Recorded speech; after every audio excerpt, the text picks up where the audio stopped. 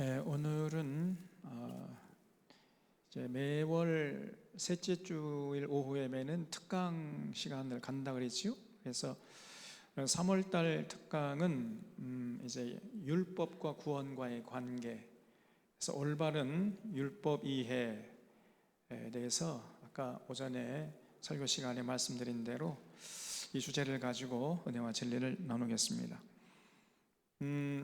오늘 한국 교회가 여러 가지 부족하고 미흡하고 또 잘못된 것이 많은데 가장 결정적으로 정리하지 못하고 자꾸 오해하고 곡해하는 게 바로 이 구원과 율법과의 관계예요. 이게 굉장히 중요한 문제입니다. 예수님, 우리가 조금 전에 봉독한 말씀대로 예수님의 가르침은요, 내가 율법이나 선지자를 폐하러 온 줄로 생각하지 말라 그랬죠. 폐하러 온 것이 아니고 완전하게 하려고 왔다, 이렇게 분명히 말씀했습니다. 그래서 율법을 완성시키러 오셨다는 거예요. 율법을 폐하러 오신 것이 아니라 율법을 더 업그레이드, 업데이트 시켜가지고 완성시키러 왔다. 이것이 예수님께서 이 땅에 오신 목적이라는 거예요. 그러면 완성시켜 놓은 다음에 그럼 그것 갖다 버립니까? 아니, 여러분, 그 중고차를 아주 잘 새 것으로 이렇게 막 정비한 다음에 아이고 다 완성시켜 놨으니까 아이고 됐다, 이제 갖다 버리자, 이렇게 하는 사람이 있습니까? 없습니까? 그런 사람은 정신 나간 사람이죠. 아니, 그럴 바에는 그냥 수리하지도 말고 갖다 버리면 될 거 아닙니까? 왜 못하러 기껏 해야 이렇게 잘 완성시켜 놓고는 갖다 버리냔 말이에요. 그래서 오늘날 대부분의 목사들이요, 율법은 폐기됐다, 율법은 이제 필요 없다, 이렇게 함부로 얘기해요. 오직 예수님의 은혜만 있으면 된다. 그러면 예수님이 이 땅에 오신 목적이 완전히 부정당하는 거 아닙니까? 예수님은 율법 완성시키러 왔다고 하셨는데, 그러니 이 조금만 생각해 보면요, 얼마나 잘못된 얘기냔 말이에요, 그게. 그래서 내가 율법이나 선지자를 폐하러 온 줄로 생각하지 말아라 그랬어요. 완전하게 하려고 왔다는 겁니다. 그래서 율법의 1.1획이라도 절대로 땅에 떨어지지 않는다는 거예요. 누구든지 이 계명 중에 지극히 작은 것 하나라도 버리고 그같이 사람을 가르치는 자는 천국에서 지극히 작다 일컬음을 받을 것이고, 이를 행하며 가르치는 자는 천국에서 크다 일컬음을 받게 될 것이다. 이런 분명한 예수님의 말씀이 있는데 어떻게 율법 폐기주의자가 될 수 있냔 말이에요. 어떻게 이 시대, 이 은혜의 시대, 교회 시대는 율법이 폐기됐다, 이런 말을 함부로 하냔 말이에요. 너무나 명명백백하게 예수님이 가르쳐 주셨는데, 이런 말씀들은요, 이 사람들이 안 들리는가 봐요. 자꾸 엉뚱한 얘기를 해요. 그래서 여러분, 절대로 율법은 폐해지는 게 아닙니다. 율법의 정신이 뭐죠? 율법의 정신이, 여기 좀 꺼주실래요? 앞에.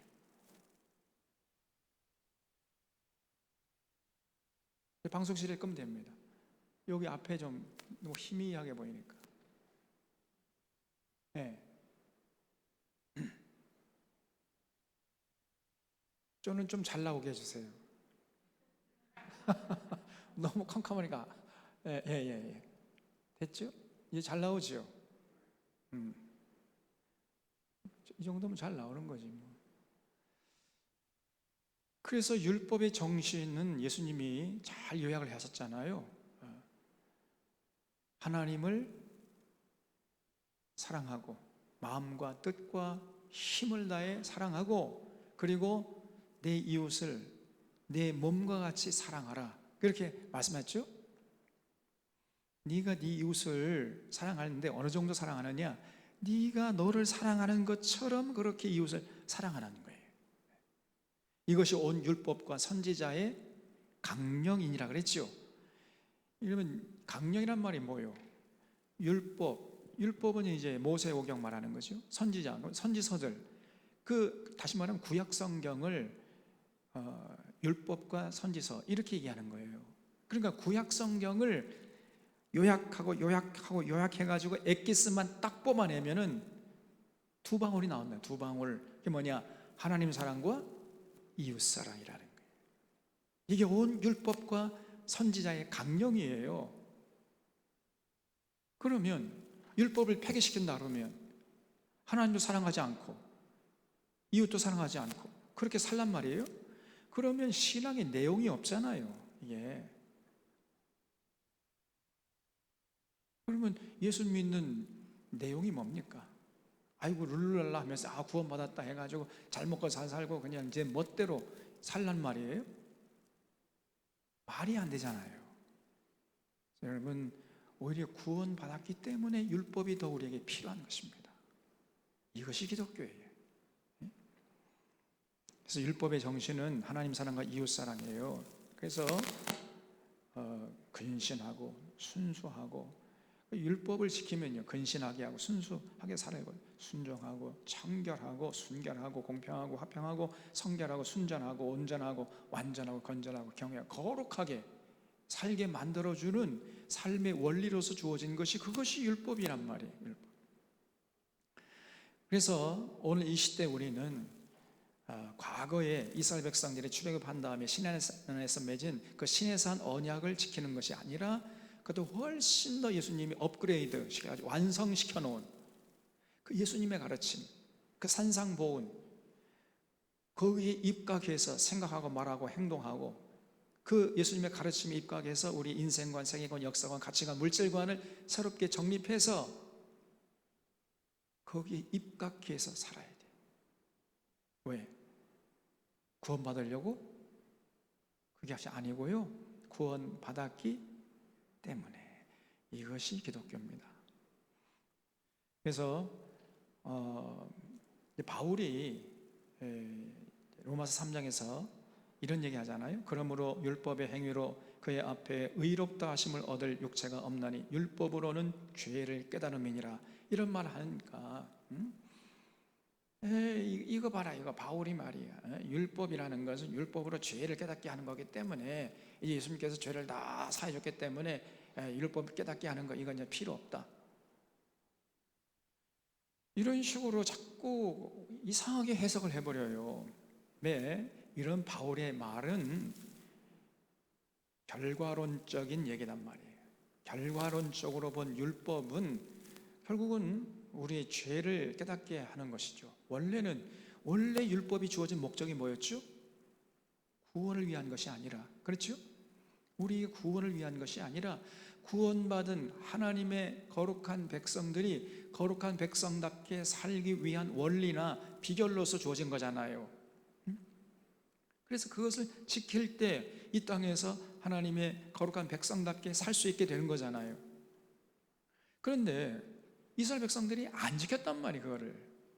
그걸 지켜야 거룩한 백성답게 구별되게 살아서 하나님 주신 복을 받아 누릴 텐데 이 사람들이요 어리석어가지고 안 지켜. 그걸 무시하고 조롱하고 짓밟아버리고 자꾸 제 멋대로 제 속에는 옳은 대로 살아버리거나 바알 앞에 가서 바알 선지자들이 가르쳐주는 대로 세속적으로 살아버린단 말이에요. 그러니까 결국은 율법이 너희들 그렇게 살아가는 것은 하나님과 맺은 언약을 지금 어기는 거야. 너희들은 하나님 앞에 큰 죄를 짓는 거야. 이러한 기능으로 율법의 역할이 바뀌어졌다는 거예요. 그런 얘기를 한단 말입니다. 그런 얘기의 연장선상에서 지금 바울이 로마서 3장 20절에서 하는 얘기란 말이에요. 이해가 되시죠? 그래서 바울의 말씀은 결론적인 관점에서 말하는 것이 없고요, 율법을 주셨던 원 목적은 사람을 정죄하기 위한 게 아니었어요. 그래서 말라기 선지자가 얘기한 대로 말라기서 2장 5절에 율법을 주셨던 원 목적은 생명과 평안의 법이었어요. 이 율법을 지킬 때 비로소 우리가 정말 하늘의 생명을 만끽하면서 사람이 사람답게 참 정말 아름다운 인격과 향기로운 삶의 모습으로 살아가면서 많은 사람들을 유익하게 하고 참 기쁘게 하고 또 세상을 풍요롭게 하고 건강케 하는 이러한 하나님의 도구로서 살게 만들어주는 비결이 바로 율법이었단 말이에요. 그런데 이거를 지키면 그게 굉장한 복으로 우리에게 다가오는데 이 사람들이 안 지켜, 유대인들이.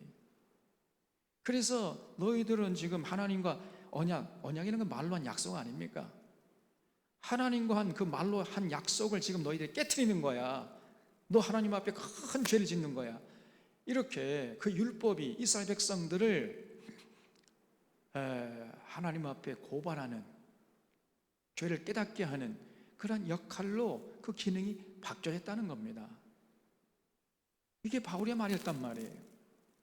그래서 원래는 그것이 아니고 이스라엘 백성들을 정말 사람이 사람답게 아름답고 행복하게 참 평안과 기쁨과 자유함을 만끽하면서 살아가도록 만들어주는 그런 비결로서 주어진 것인데, 그만 그 율법의 역할이 변질이 되고 만 거예요.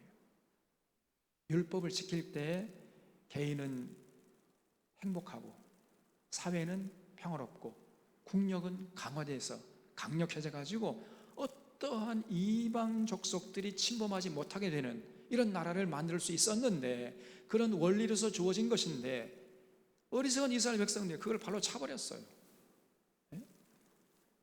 그러니까 결국은 그 율법이 그 이스라엘 백성들 하나님 앞에서 죄를 지은 자들하고 고발하는 그런 기능으로 박혀했다는 겁니다. 그래서 여러분 또 오해하는 게 뭐냐면은 이스라엘 백성들이 시내산에서 받은 율법은 능히 그들을 구원케 하는 수준의 율법이 아니었어요. 다시 말하면 그 이스라엘 백성들이요, 제가 오전에 말씀드렸는데 유대인들은 그 613개 조항으로 다 분류해가지고 이걸 다 지켜야 구원받을 수 있다, 이렇게 강조했거든요. 성경을 오해한 거예요. 그 율법을 전부 깡그리 하나도 남기지 않고 전부 지켰다 할지라도 그 정도 가지고는 구원 받을 수 있는 게 아니라는 겁니다. 그래서 율법은 능히 살게 하는 수준의 율법이 아니었어요. 에스겔서 2장 20장 25절에서 이 에스겔 선지자가 분명하게 이렇게 말씀합니다. 또 내가 그들에게 선치 못한 율례와 능히 살게 하지 못할 규례를 줬고 그랬어요. 하나님이 지금 에스겔 선지자를 통해 가지고 당시 이스라엘 백성을 향해서 하신 말씀 중에 이런 말씀이 나와요. 내가 할 때, 내가는요 하나님이죠. 하나님이 그들에게, 이스라엘 백성들에게 주신 그 율례가 별로 수준 높은 율법이 아니라는 거예요. 수준 높은 법이. 그래서 그 정도 지켰다고 해가지고 하나님 앞에서 능히 살게 할 수 있는 게 아니라는 것입니다. 지금 많은 우리 한국교회 교인들이 율법의 수준이 너무 높아가지고 아무도 못 지킨다, 그래서 율법을 의지해서는 구원받지 못한다, 이런 식으로 생각을 해요. 그렇죠? 근데 그게 아니라는 거예요. 성경의 가르침은 율법의 수준이 높아서 못 지키는 게 아니라 율법의 수준이 너무 낮기 때문에 그 정도 지켰다고 해서, 그 정도도 대부분 사람 못 지키지만 그 정도 다 지킨다고 하더라도 그 정도 가지고는 하나님 앞에서 구원 받았다고 할 수가 없다는 겁니다.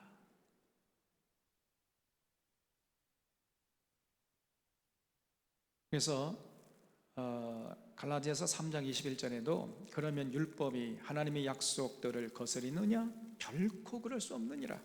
만일 능히 살게 하는 율법을 주셨더라면 의가 반드시 율법으로 말미암았으리라. 지금 바울도 이런 얘기하거든요. 그래서 그 구약의 시내산 언약을 뭐 지키기도 힘들지만 다 설령 지켰다 할지라도 그 정도 가지고는요 구원받을 수 있는 게 아니라는 거예요. 여러분, 우리 하나님이요 우리를 구원하려면 그 수준이 너무너무 높아요. 그 구약의 율법 정도 지켰다 해가지고 구원시키고 말고 그런 차원이 아닌단 말이에요. 그래서 다시 말씀드립니다. 율법이라는 것은 구원 문제에 연결시키면 안 돼요. 구원을 위해서 주어진 게 아니라니까. 그렇죠? 구원받은 이후에 거룩한 백성들의 삶을 위해서 주어진 것이 율법이다. 이걸 언제나 잊지 마셔야 돼. 그래서 원래 율법을 주신 원 목적이 뭐냐면요, 첫째는 하나님 앞에 제사장 나라가 되게 하려고. 출애굽기 19장에 했죠. 너희가 내 말을 잘 듣고 내 언약을 지킬 때 너희가 모든 민족 중에서 내 소유가 될 것이고 제사장 나라가 될 것이다, 이렇게 말씀했잖아요. 그래서 하나님 앞에 제사장 나라가 되게 하려고 율법을 주신 거예요. 그래서 이스라엘 백성들이 그 하나님과 맺은 언약을 잘 듣고 지켰어야 돼요. 근데 이 사람들이 안 지켜. 그리고 자녀손을 1000대까지 복 주시려고, 너희가 나를 사랑하고 내 계명을 지키면 내가 1000대까지 너희에게 복을 주리라 그랬잖아요. 그리고 이스라엘 백성들의 삶을 거룩하게 하려고, 여러분, 내가 거룩하니 너희도 거룩하라, 하나님이. 우리가 하나님 자녀가 됐으니까 하나님처럼 거룩하게 돼야 돼요. 그래서 이 베드로 사도는 시인의 성품에 참여하는 자가 되게 하려고 우리를 부르셨다, 이런 표현을 쓰죠. 우리를 예수님께서 십자가에서 보혈로 깨끗하게 우리 죄를 사한 다음에 구원을 시킨 다음에 내팽겨 쳐주려고 우리를 부르신 게 아니고, 우리 죄를 다 사해준 다음에 더 성장하고 성숙해가지고 영화로운 단계까지 나가서 그리스도 장성한 분량이 충만한 데까지 나가게 하고 신의 성품에 참여한 자가 되게 하려고 불렀다는 거예요. 쉽게 말하면 우리를 하나님처럼 되게 하려고 불렀다는 겁니다. 이게 얼마나 놀라운 얘기입니까? 피조물을 하나 신처럼 되게 하려고, 그렇게 높여주려고 우리를 불렀다는 거예요. 우리가 대단한 존재란 말입니다. 그런데 그렇게 높여주려고 하는 그 원리, 비결이 뭐냐? 그것이 율법이라는, 율법.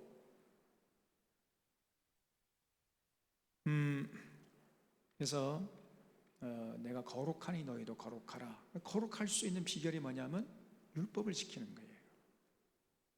구원은 하나님의 은혜로, 하나님의 사랑으로 받는 것이고, 그 구원받는 사람들이 이제 성장하고 성숙해가지고 하나님 같이 그렇게 거룩하게 되기 위한 비결이 뭐냐? 그게 율법을 지키는 것이란 말이에요.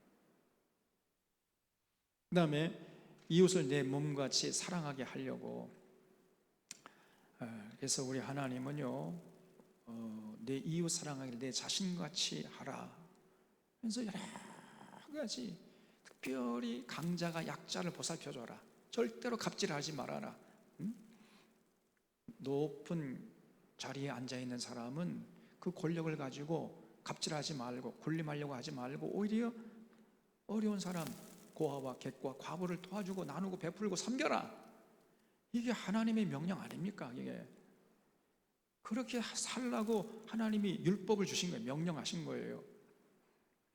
그래서 특별히 소외된 사람, 억눌린 사람, 가난한 사람, 이런 사람들 보살펴서 그런 사람들이 세상에 없도록 만들라는 거예요. 없도록. 지금 한국교회는 오히려 그 가난한 사람들 더 착취하는 이런 짓을 하나님의 이름으로 하고 있단 말이에요, 지금요. 그러니 기가 차죠. 제가 아까 말씀드렸잖아요. 지금 한국교회 내부에서 작동하는 시스템이 이 자본주의 시스템이에요. 이게 전부 다. 거기에 충실한 것이 한국교회단 말이에요. 이건 신앙의 공동체가 아닙니다. 그리고 공평한 사회를 만들기 위해서 레위기 19장 36절에서 하나님께서 말씀했죠. 그래서 우리 하나님은요, 공평한 저울과 공평한 추를, 공평한 에바를, 공평한 흰을 사용하라. 절대로 부당이득 취득하지 말고 부동산 투기, 증권 투기, 주가 조작 이런 거 하지 말라 그랬어요. 그렇게 해서 얻은 물질을 가지고 하나님께 감사하다고 헌금하면 하나님이 기뻐하시지 않고요, 분노하십니다. 분노. 하나님이 분노하시는 거예요, 그냥. 근데 오히려 한국교회는 야, 저 사람 믿음 좋다, 하나님이 복을 주셨다고 축복을 남발하잖아요. 그래서 그러한 사기꾼하고 주가 조작범하고 한국교회가 지금 짝짝꿍 아주 밀접하게 커넥션되어 있단 말이에요. 네? 그러한 자들을 회개시켜 가지고 하나님의 자녀로 만드는 것이 아니라 세상들을 불러가지고 그러한 주가 조작범을 불러가지고 더 주가 조작 열심히 하도록 만드는, 마음 놓고 우리가 보장할 테니까 마음 놓고 그렇게 사기쳐라, 헌금만 많이 해라, 젠장, 그러면 된다, 이런 식의 지금 기능을 하고 있단 말이에요, 한국 교회가. 그러면 그거는 전혀 하나님의 뜻이 아니죠. 그리고 평화를 누리게 하려고 불렀습니다.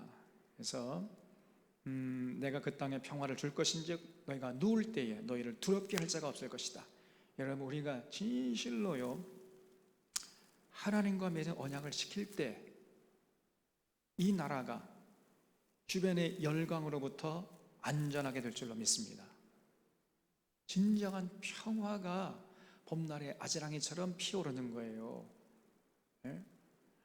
물론 군대도 있어요. 그거는 필요 조건, 충분 조건이 아니에요. 필요 충분 조건은 뭐냐? 모든 사람들이 하나님을 사랑하고 이웃을 사랑하고 더불어 살아가는 이런 세상을 만드는 거예요. 그 공평과 정의가 강물처럼 흐르는 이런 세상을 만드는 것입니다. 그러면요 어떤 열강들이 이 나라를 침범하지 못해요. 이것이 영원히 변치 않는 진리 중의 진리입니다. 그러니까 이렇게 복된 나라, 복된 사회, 복된 삶을 살라고 주어진 것이 그 율법이에요. 근데 그 율법을 폐기시키라고요? 그리고 번성하고 창대케 하려고 우리를 불렀습니다. 세계가 다 내게 속해 있으니까 너희가 내 말을 잘 듣고 내 언약을 지킬 때 너희가 내게 대하여 제사장 나라가 되고 거룩한 백성이 될 것이다. 또 삶을 얻고 복을 얻게 하려고 불렀어요. 아까 말씀드렸죠? 우리가 계명을 지킬 때 천대까지 복을 받습니다. 하나님을 사랑하고 이웃을 사랑하여, 이 율법의 핵심이 하나님 사랑과 이웃 사랑이죠. 이거를 폐기시킨다는 건 말이 안 되지 않습니까? 정직하여 복을 받게 하시려고. 그래서 이 땅에 사는 동안 정말 율법대로 살 때 우리가 정직하고 성실하게 살아요. 그러면 많은 사람들이 신임을 얻습니다. 야, 정말 저 예수 믿는 사람들 진짜 믿을 만해. 저 사람들이 하는 것은 다 우리가 신뢰할 수 있어. 이렇게 만들게 되는 거거든요. 그리고 세계 1등 민족을 만드시려고 부른 겁니다. 그래서 진실로 우리가 이 율법을 지킬 때 모든 민족의 뛰어난 나라, 사회, 그런 국가를 만들 수 있는 거죠. 생명과 평강을 얻게 하려고 아까 말씀드렸던 말라기 2장 5절에서. 그래서 이러한 복을 구원받은 하나님의 백성들이 누리도록 하기 위해서 주어진 것이 그 율법이에요. 그래서 그 율법을, 여러분, 그 율법의 목적을 정말 인정한다면 억지로 마지못해 죽지 못해서 지키려고 해야 되겠습니까? 기쁨으로 감사하며 자발적으로 지키려고 해야 되겠습니까? 네? 그냥 서로 앞을 다투어서 지키려고 할 건 아니겠습니까? 이것이 정상이에요. 그런데 당시 유대인들은요 마지못해 죽지 못해서 지키려고 했죠. 이걸 의무가 됐어요. 여러분, 의무가 아니고 특권입니다. 이거는 우리 믿는 자, 구원받은 자들의 특권이에요. 그래서 감사함으로 자발적으로 앞을 다투어서 서로 먼저 내가 지키려고 하면, 그래야 내가 이 땅에서 복을 받으니까 그것이 정상인데, 당시 유대인들은요 이걸 구원과 연결시키는 바람에 이게 의무가 되어버린 거예요. 야, 이걸 지키지 않으면 내가 하나님에게 구원받지 못하고 지옥에 떨어진다, 내가 버림받는다, 이런 생각이 있으니까 지키려고 하는데 억지로 마지못해서 죽지 못해서 그냥 자기는 지키기 싫은데 억지로 지키려고 했어요. 여러분, 우리가 율법을 지킬 때 억지로 마지못해서 지키는 것은 그건 율법주의가 되는 거예요. 그거는요 절대 하나님이 기뻐하는 게 아닙니다. 구원의 감사와 감격으로, 예수님의 은혜로, 하나님의 사랑 안에서 우리가 구원받았다는 그 확신을 가지고, 그렇기 때문에 그 하나님의 사랑에 내가 응답하기 위해서 하나님의 뜻을 받들어 드려야지, 이런 생각을 가지고 그냥 감사한 마음으로 서로 앞을 놔둬서 내가 먼저 지키겠다, 이렇게 할 때, 자발적으로 감사함으로 이렇게 할 때 하나님이 기뻐하시는 거죠. 그리고 그것이 우리에게 말로 할 수 없는 복이 되는 것입니다. 그거예요. 그래서 억지로 마지 못해서, 죽지 못해서 구원받기 위해서 지키는 것이냐, 아니면 구원받은 백성으로서 감사함으로 자발적으로 지키려고 하는 것이냐, 이거는요 하늘과 땅만큼 차이가 나는 거예요. 무슨 말 이해가 되시죠? 이걸 구별할 수 있어야 돼요. 그래서 억지로 마지 못해서 이걸 지키지 않으면 내가 하나님께 버림받는다, 이게 율법주의예요. 이걸 다 지켜야 구원받겠다, 이거 율법주의자가 되는 것이고, 또 아이고 이거 뭐 이제 예수님의 은혜로 구원받기 때문에 이제는 이 율법 이런 거 필요 없어, 갖다 버려, 이게 율법 폐기론이잖아요. 전부 다 가짜고 엉터리란 말이에요. 우리 기독교는 그런 게 아니고, 예수님의 은혜로, 예수님의 은혜를 의지해서 하나님이 우리를 구원해 주시는 그 사랑을 의지해서 우리가 구원의 확신을 가지고, 그리고 남은 여생 이제 하나님의 거룩한 백성답게 살기 위해서 그 율법을 자발적으로, 기쁨으로, 감사함으로 지키려고 하는 거예요. 그럼 그것이 우리의 말로 형용할 수 없는 복으로 다가온단 말이에요. 참 평안과 기쁨과 자유함을 만끽하면서 개인은 행복하고 사회는 평화롭고 국력은 강력해져 가지고 감히 어떠한 이방 족속들에게 침범당하지 않는 그런 강력한 나라를 만들게 된단 말이죠. 그런 원리로서 주어진 것이 율법이란 말이에요. 그걸 기쁨으로, 구원의 감사함으로 지키려고 하는 겁니다. 이것이 기독교예요. 이게. 여러분, 율법의 특징은 뭐냐면요, 율법은 우리에게 유익한 것입니다.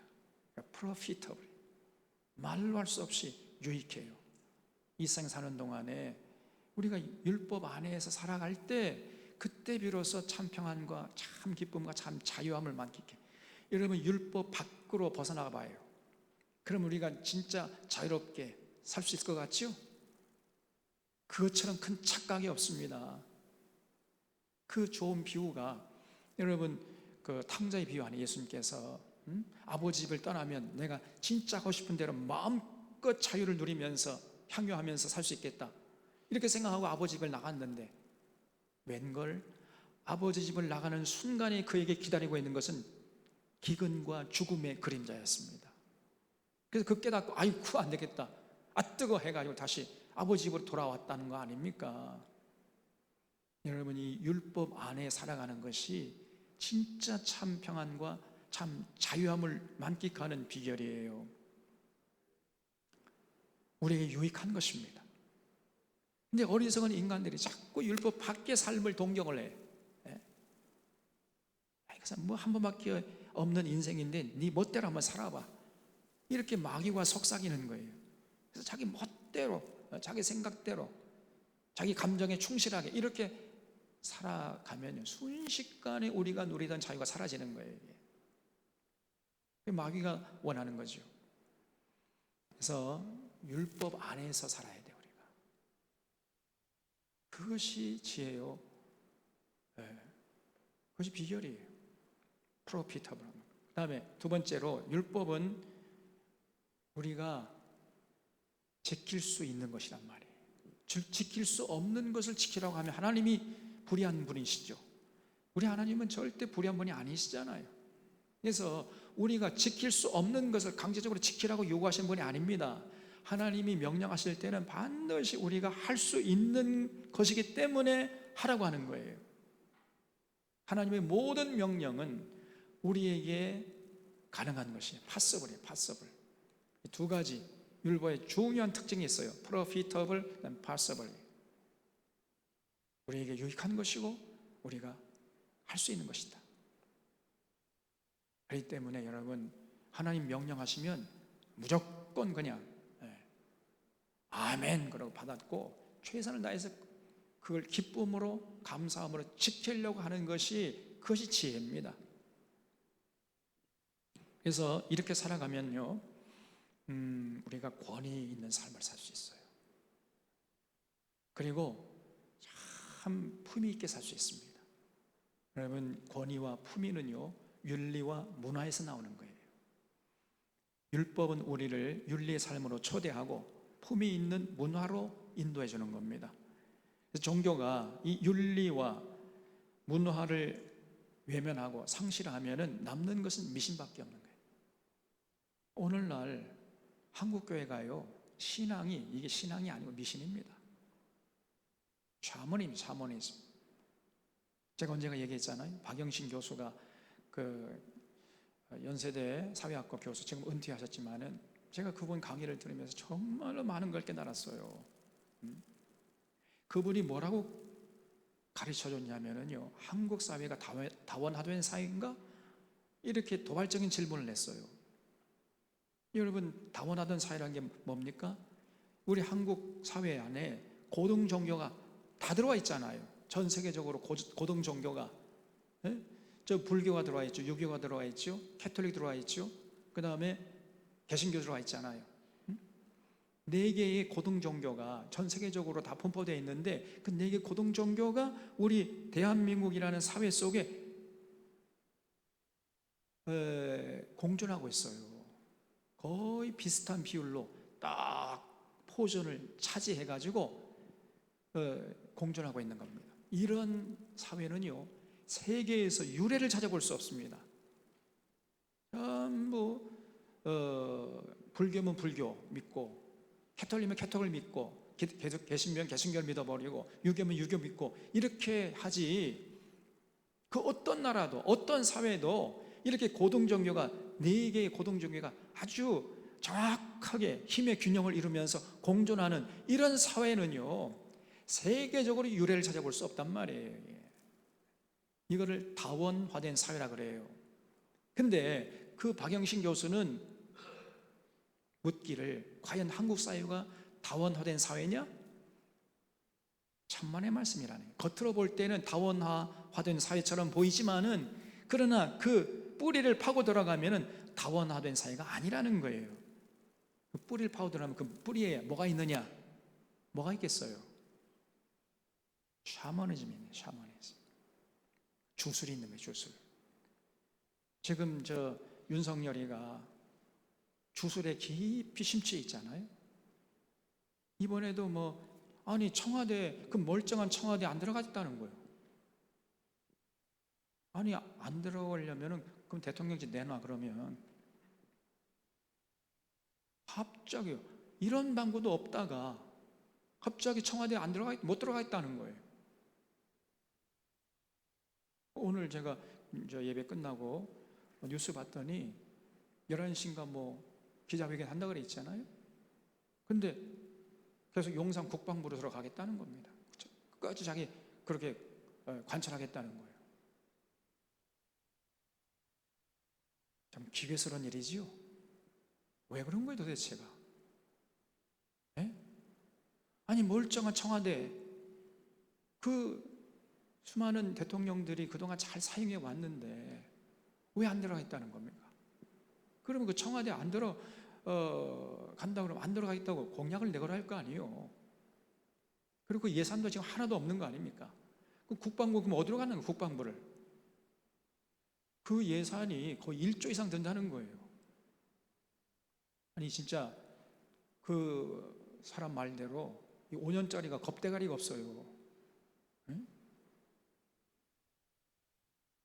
아니 이 사람 도대체 너무 기괴스럽잖아요.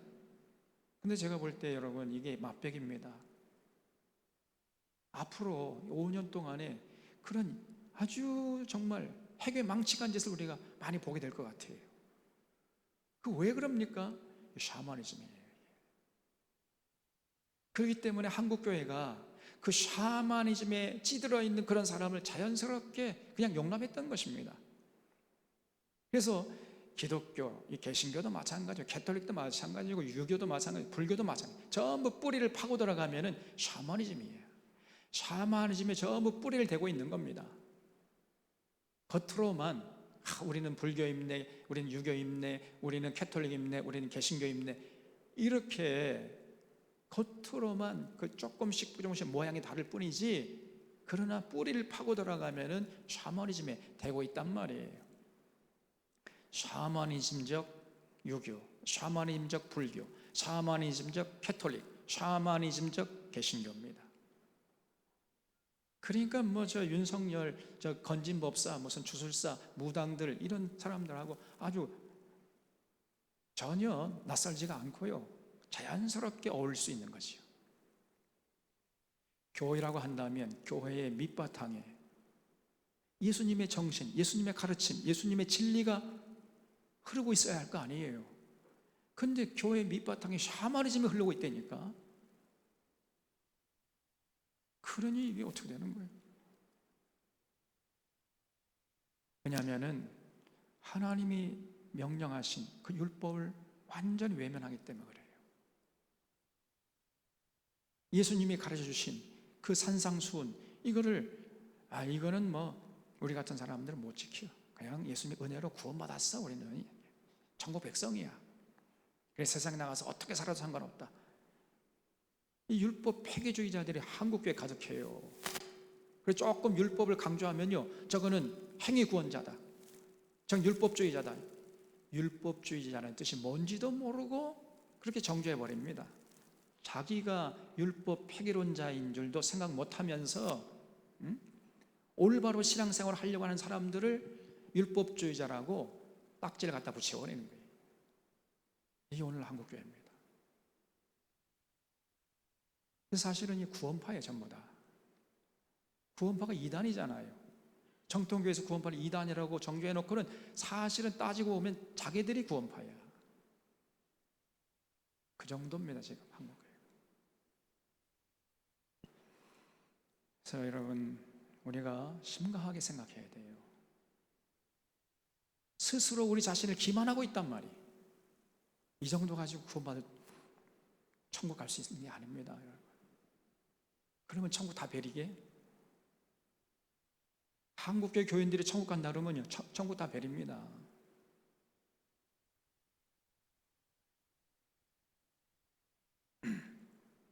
그래서 구약시대나 신약시대나 하나님의 은혜로 구원받는 것이고요, 은혜로 구원받은 성도는 기쁨으로 이게 중요해요. 기쁨으로 억지로 마지못해 시키는 게 아니라 기쁨으로 자발적으로 하나님을 사랑하는 마음에서 하나님께 감사하는 마음, 감사의 증표로, 헌신의 증표로 하나님의 명령을 받들려고 하는 거예요.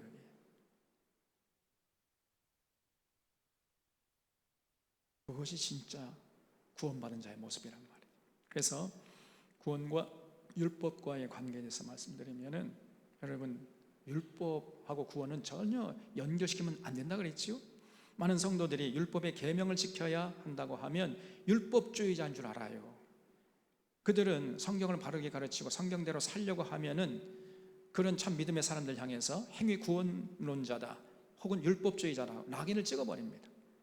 자신들이 율법 폐기론자임을 모르고 있는 거예요. 여러분, 서울에 그 큰 교회, 압구정동에 S자 교회 있어요. 앞에가 소자가 들어가고 뒤에 망자가 들어갑니다. 그 곽암옥의 목사가 거기 돈이 많으니까 이제 막 전국에 있는 목사들 다 초청해가지고 목사님들 섬긴다 해가지고 무슨 세미나 열어가지고 한다는 얘기가 뭐냐면은, 여러분들은 왜 이렇게 교회가 부흥되지 않는지 아십니까? 여러분들이 자꾸만 이렇게 하라 저렇게 하라, 이렇게 살아야 된다 저렇게 살아야 된다, 그렇게 자꾸 율법을 제시하기 때문에 교인들이 싫어하는 것이고 교회가 부흥되지 않는 것이다. 그냥 복음만 외쳐라. 복음만. 예수님의 은혜로 우리가 구원받았습니다. 그게 복음이라는 거예요. 복음만 외쳐야 되는데 자꾸만 율법을 가르치고 율법을 강조하기 때문에 교인들이 싫어하고 교인들이 안 나온다는 거예요.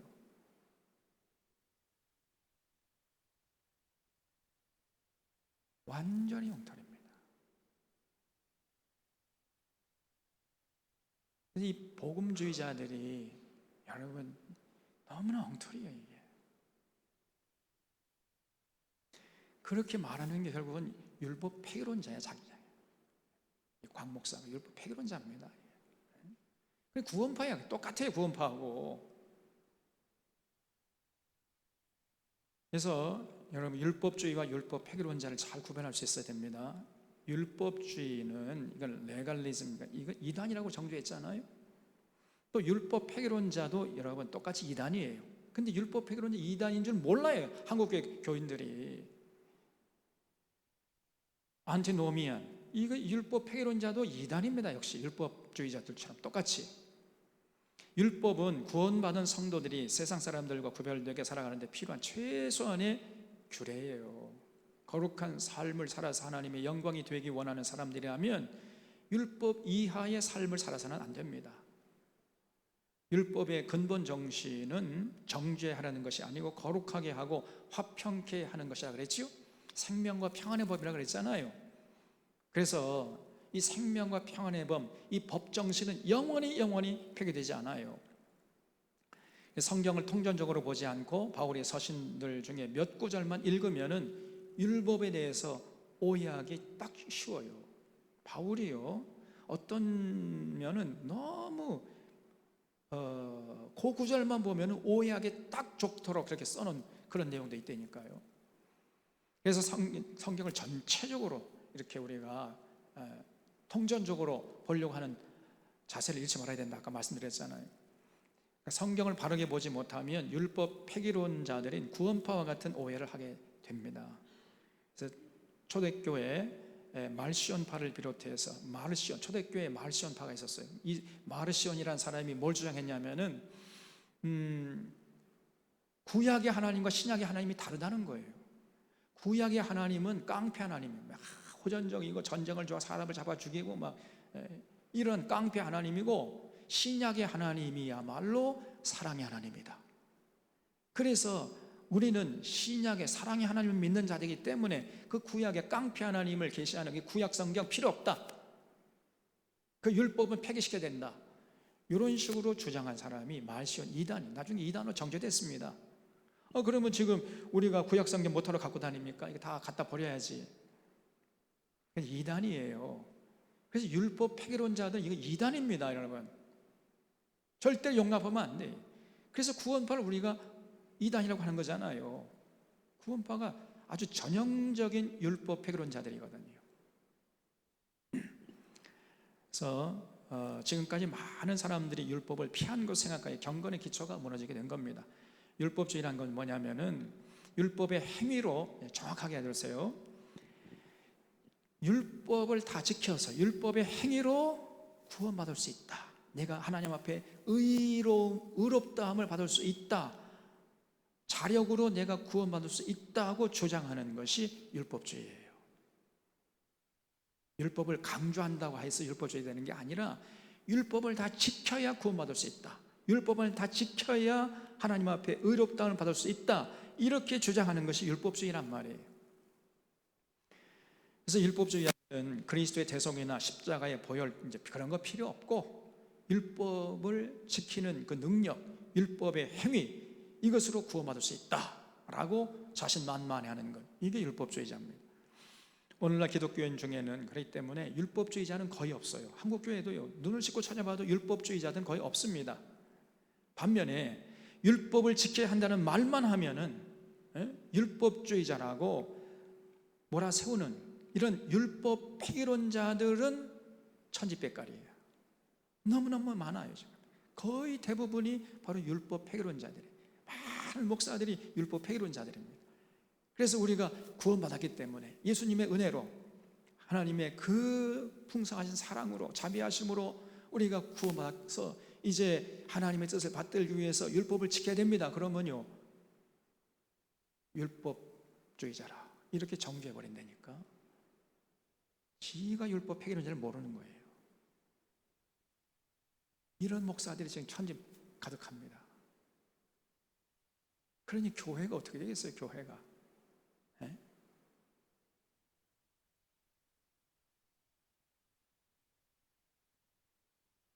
그래서 율법주의자들은 한국교회에 별로 없고요, 율법 폐기론자들이 많아요. 그럼 율법 폐기론자는 어떤 사람들인가? 지금 한국교회는 율법주의자는 찾아볼 수 없지만 율법 폐기론자들은 얼마든지 찾아볼 수 있어요. 구원파 같은 이단들이 대표적인 율법 폐기론자들이지요. 기성교회 안에도요, 사실은 내가 나는 구원파다라고 하지 않을 뿐이지, 사실은 실제적으로 신앙의 내용과 저들이 선포하는 내용을 쭉 살펴보면요, 구원파야. 그래서 많은 목회자들과 그런 목회자의 가르침을 받는 성도들이 율법 폐기론자 같은 생각과 믿음으로 살고 있는 거예요. 그 정도 가지고는 여러분 절대로 한국교회가 건강을 회복할 수가 없습니다. 율법 폐기론자들은 율법에 대한 순종 자체를 율법적이라 하여 거부하는 거예요. 그래서 율법 얘기만 하면 그냥 막 경기를 긴다니까. 이런 율법 폐기론자들의 견해는 초대교회 말씀을 따르는 사람들과 영지주의자들에게서 볼 수 있는데, 그들은 율법에서 자유하면서 방종의 길로 나갔습니다. 그래서 영지주의자들은 이 세상과 저 세상을 이분법적으로, 이원론적으로 딱 나눈다 그랬죠. 이 세상은 악하고 저 세상은 선하다. 그래서 이 세상에 뭐 어떻게 살아도 상관없다. 이런 사람은 이제 쾌락주의자 되는 것이고, 이 세상 악하기 때문에 이 세상 등지고 살자, 저 세상만 바라보고 살자, 이런 사람들은 금욕주의자가 되는 거예요. 그래서 쾌락주의자하고 금욕주의자들이 겉으로 볼 때는 서로 대척점에 서 있는 것 같지만 뿌리를 파고 들어가면 그것이 바로 영지주의, 딱 그 뿌리에 만나는 겁니다. 그래서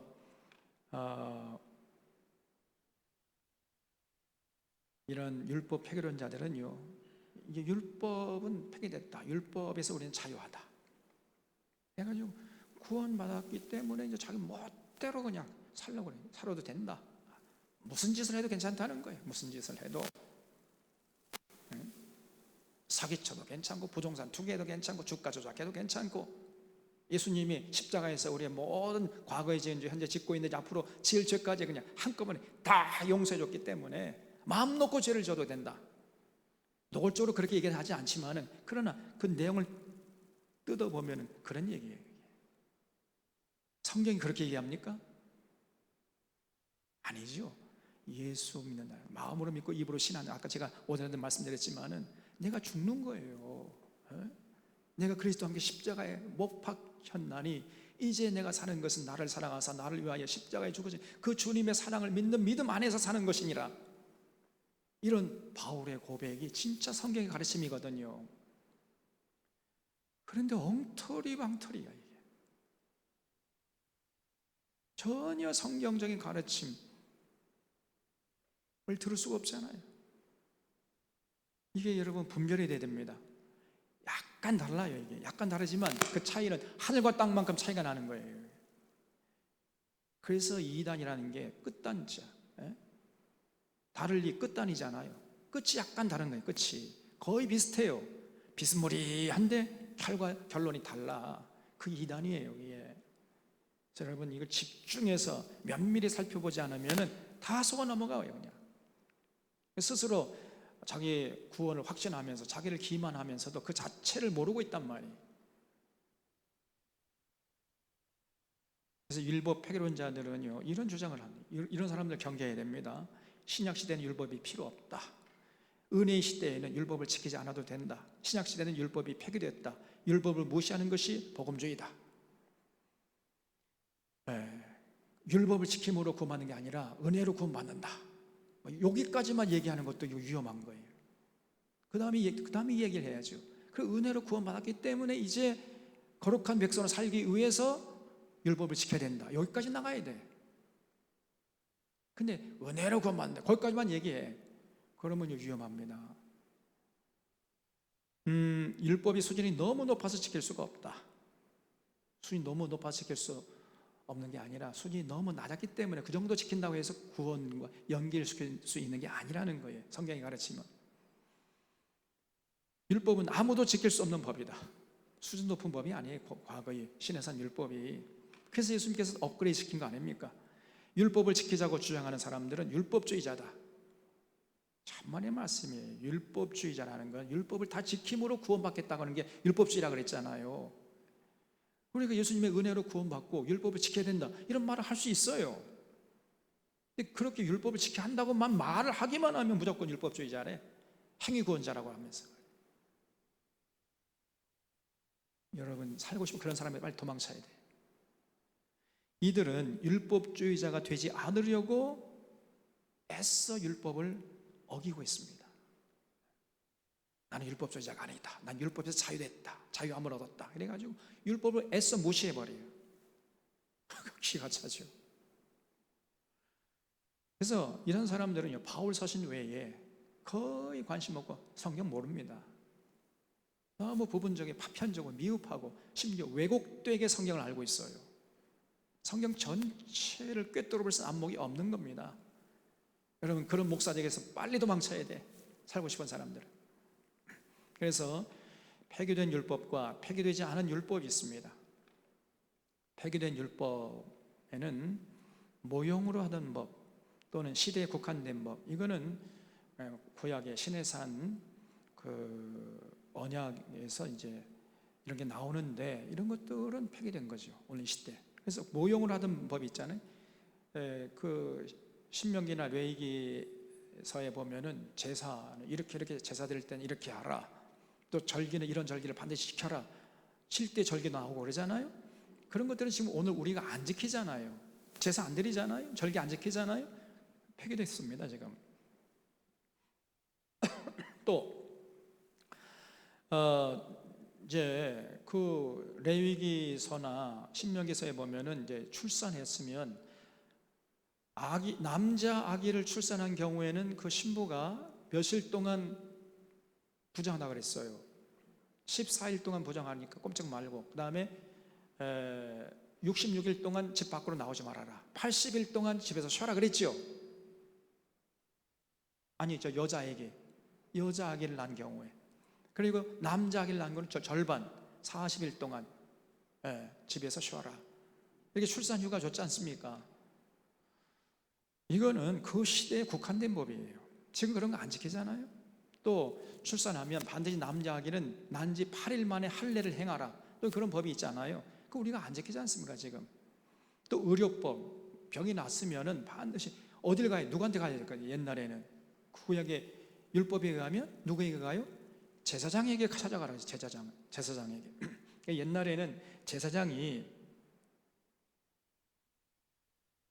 그 의사 선생님이 하는 그 일까지도 다 감당했단 말이죠. 지금은 여러분 여러분이 병들면은 어딜 가야 돼? 저에게 오지 말고 빨리 병원 가세요.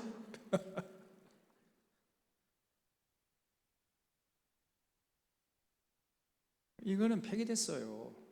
또 희년법, 여러분 안식년 7년마다 최고반지 이제 세워가지고 7년마다 안식년 지키고, 또 안식년을 7번 지난 그 다음에 77에서 49에서 50년째 되는 해를 희년이라 그랬죠. 희년이 되면은 모든 빚도 탕감하고 노예도 다 해방시키고, 그리고 땅도 원주인에게 돌려주라 그랬죠.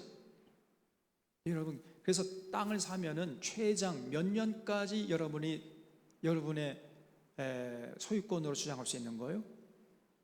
49년까지. 50년 되는 돌려줘야 돼, 원주인에게. 지금 그런 거 지킵니까 안 지킵니까? 안 지키잖아요. 성경에서 하나님 명령하시는데 왜 안 지켜요? 그거는 폐기됐기 때문에 지금 지킬 수가 없어요, 그런 거는. 네, 그러나 율법 중에는 폐기되지 않은 율법이 있습니다. 실생활법이나 도덕법, 윤리법 이런 거는 영원히 폐기되지 않는 거예요.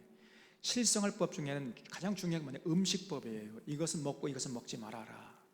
이건 우리 건강을 위해서 하나님이 염려해가지고 명령하신 거기 때문에 오늘 이 시대에도 여러분 음식 잘못 먹으면 병 걸리잖아요. 다 고혈압, 당뇨, 성인병 걸리지 않습니까? 아토피. 그래서 음식을 요즘에는 더더욱 구별해서 드셔야 됩니다. 아무거나 드시면 안 돼. 제발 우리 사랑하는 사랑하는 교우들은요, 음식을 구별하시기를 바랍니다. 특별히 미국산 옥수수, 미국산 밀가루, 그걸로 만든 음식은 절대 드시지 말라 그랬잖아요. 예? 나중에 여러분 땅을 치고 후회도 늦습니다. 그건 절대 드시면 안 되고, 튀긴 거 그거 드시지 말라 그랬잖아요. 제가 튀긴 거 절대 드시면 안 됩니다. 자꾸 튀긴 거 사와. 그래서 목사님 좀 드세요. 아, 이거 안 먹을 수도 없고 먹을 수도 없고 그냥 이게 참 곤란하다니까요. 이게 제발 그러면 안 됩니다. 요즘에는요, 사실은 쇠고기도 드시면 안 돼. 왜냐면 전부 미국산 GMO 옥수수, 사료 그걸로 키운 거거든요. 그냥 풀명에서 키운 쇠고기 있으면 좀 갖다 주세요. 저도 먹게.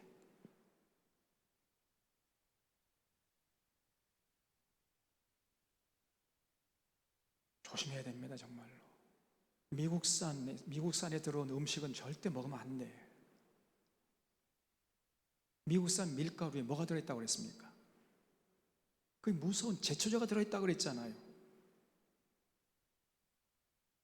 절대 드시면 안 됩니다.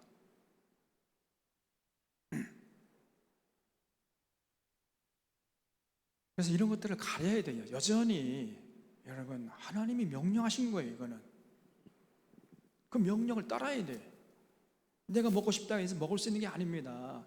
여러분, 이 음식을 가리지 못하는 사람은, 그 하나님의 명령, 음식 가리라는 그 명령을 순종하지 않는 사람은 그 어떤 명령도 기대할 것을 기대하지 못해. 어떤 명령도 실천할 수 있을 것이라 기대할 수가 없어요. 왜냐하면 그게 원초적인 거기 때문에. 내가 먹고 싶지만 하나님이 이거는 먹으면 안 된다 해서 안 먹어야지. 아이고 그렇지만 내가 먹고 싶은데 먹어봐라.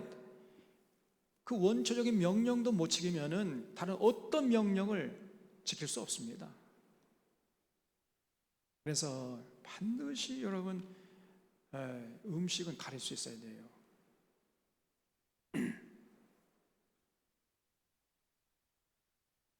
이 쇠고기, 그리고 이런 밀가루로 만든 음식, 특별히 미국산, 절대 드시면 안 됩니다.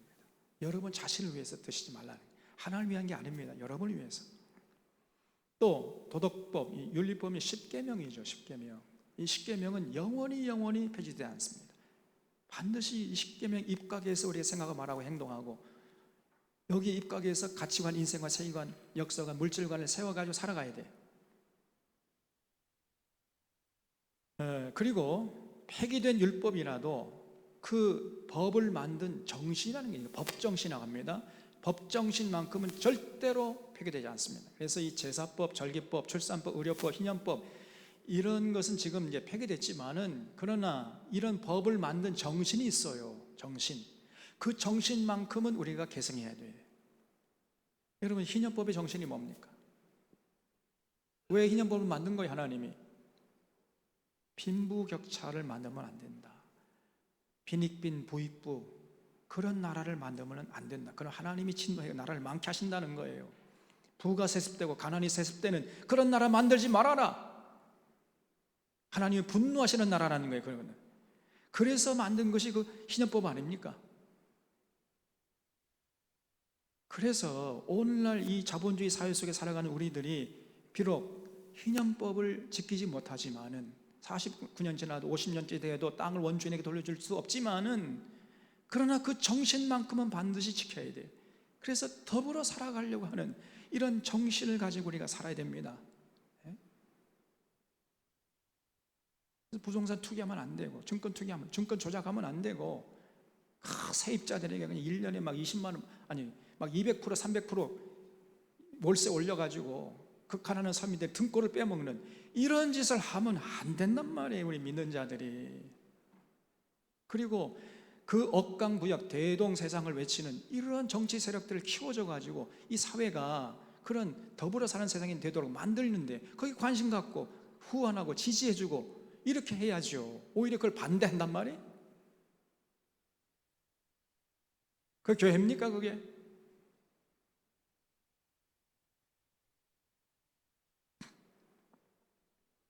그거는 예수 믿는 사람, 하나님 믿는 사람이 아니죠.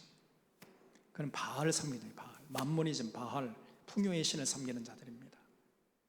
예수님과는 아무런 상관없는 자들이에요.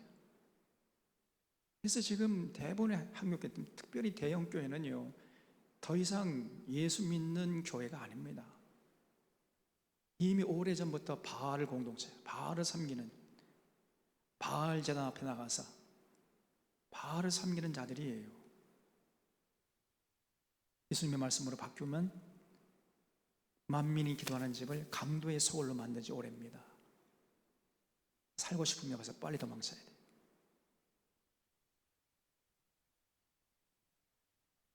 그래서 우리 예수님 말씀대로 율법은 1.1획도 폐기되지 않는 거예요.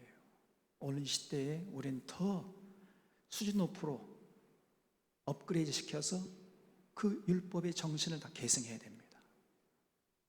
그 계승해서 예수님께서 완성시킨 율법이 바로 산상수훈이에요. 그거를 우리가 이제 구원받았기 때문에 감사함으로 기쁨으로 지키려고 해야 돼. 그것이 참된 신앙생활이란 말이에요. 우리 스스로 한번 돌아보세요. 내가 거기에 관심 가지고 거기에 신앙의 열정을 불태웠는가? 긍정적인 대답할 수 있으면 참 믿음의 소유자고요. 조금 부정적이다 그러면 여러분 신앙을 다시 점검하셔야 돼요. 스스로 자기를 기만해서는 안 됩니다. 하나님을 속일 수는 없잖아요.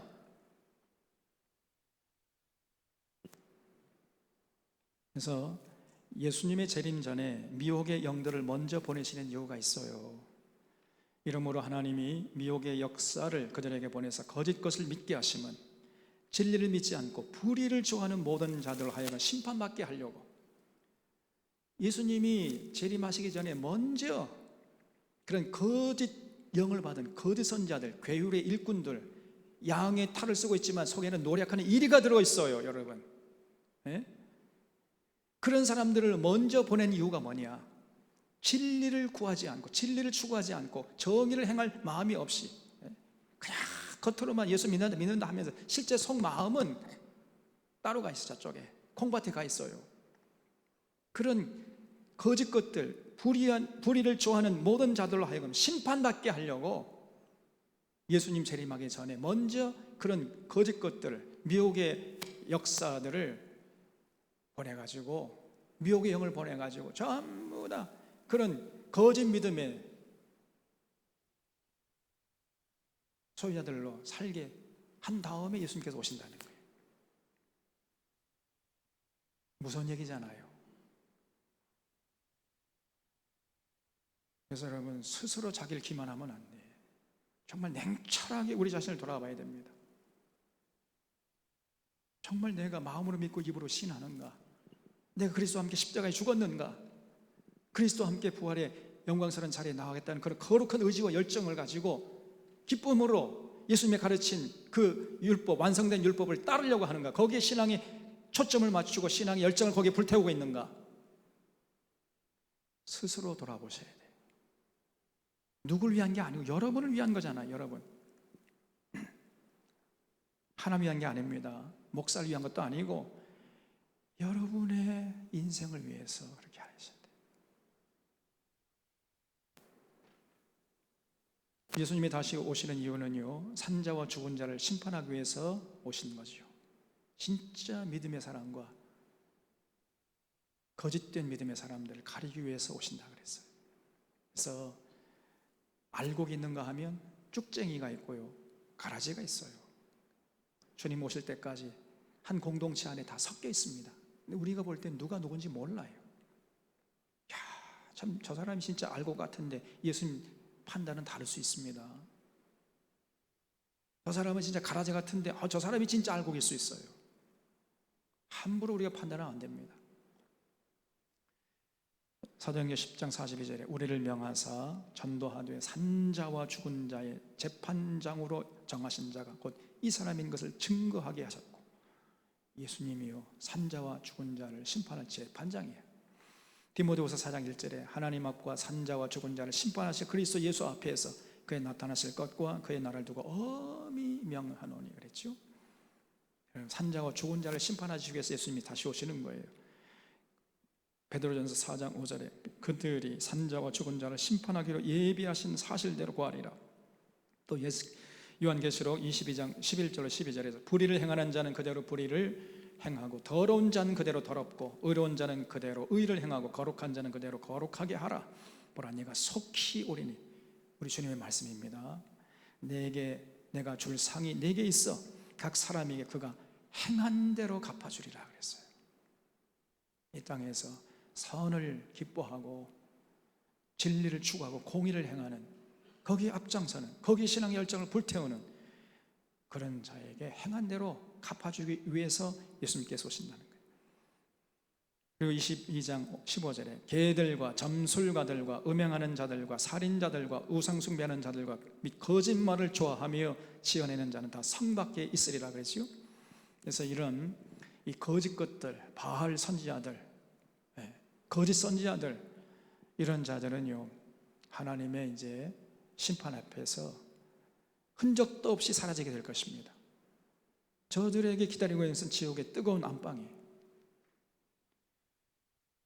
여러분, 우리가 그때를 바라보고 이 땅에서 정말 성실하게 정직하게 주님의 뜻을 따라야 돼요. 그것이 우리 그때를 위한 것이 아니고 지금 이때 우리가 그렇게 사랑하는 그 삶 자체에서 참 평안과 기쁨과 자유함을 만끽하고 하늘의 생명을 누리는 비결이란 말이에요.